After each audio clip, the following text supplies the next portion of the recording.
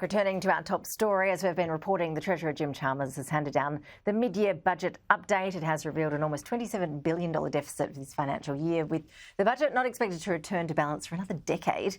Joining us now is KPMG Chief Economist Rynne. Brendan, appreciate your time. Thank you. Tell us, what are your key takeaways from the update today? Oh, look, it's a pretty dismal set of numbers, honestly, in terms of the budget forecasts as well as the overall economic expectations that have now been revised through Commonwealth Treasury. I suppose to us the key standouts of the budget is that it just reaffirms what we've been saying for quite some time, which is that there's simply too much public sector spending occurring. When you have a look at the anticipated spend profile of the Commonwealth Government, you're going to see government spending as a proportion of GDP increase by about 0.5% over the two forecast years and two forward estimates, rising from about 27.2% to 27.7% in financial year 28. And that compares in the year prior to the onset of COVID, so in financial year 19, of around 23.7%, so substantially higher without any necessarily changes around tax reform.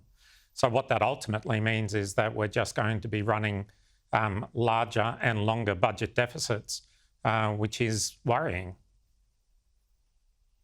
Yeah, you're right. It is a grim set of numbers. When you look at that boost in spending that's really been laid out today, how do you expect that will be viewed by the RBA? What does it mean for the inflation troubles that we keep hearing about and therefore for interest rates as well?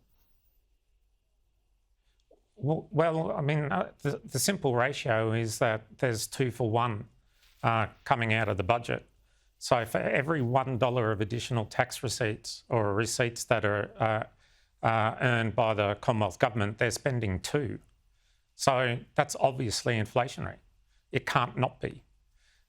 So, you know, this is not a great expectation in terms of providing some additional support to the RBA to think that overall aggregate demand in the economy is under control. I mean, the other thing that you stand out in the budget is that private sector demand is only growing by 1%, so half the rate of inflation. Yet public sector demand is growing by 3.75%, a massive increase and a massive revision up on the budget numbers now. That's not a pure reflection on the increased spending profile that we see in my EFO. It's also, as I understand, a reflection of the fact that Treasury had miscalculated, and not necessarily through any fault of their own, the level of support that was being provided into the economy by state governments. So, you know, our proposition is that government cannot be the growth engine of the economy. Its role is not to do that. Its role is to provide underlying support and safety net to the community and help with the redistribution of income where necessary. But it cannot be a growth engine of the economy.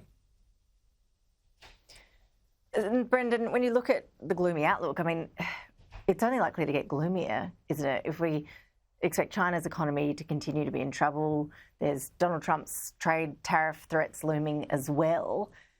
You don't envy the next Treasurer, do you, having to hand down a next full budget with those factors at play as well, regardless of whether it's before or after an election or which side of politics it is that hands that down?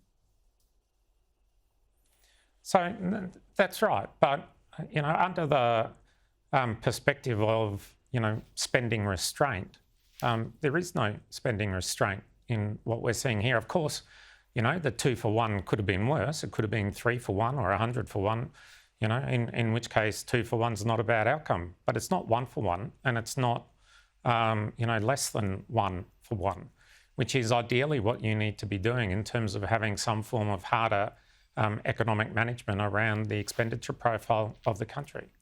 You know, fundamentally, we want government to be providing public goods. We want them to be looking after the most vulnerable in our community.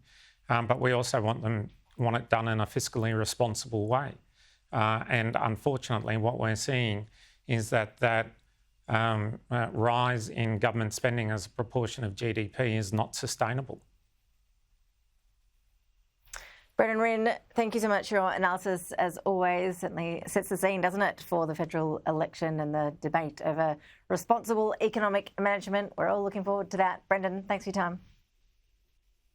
Thanks very much and Merry Christmas.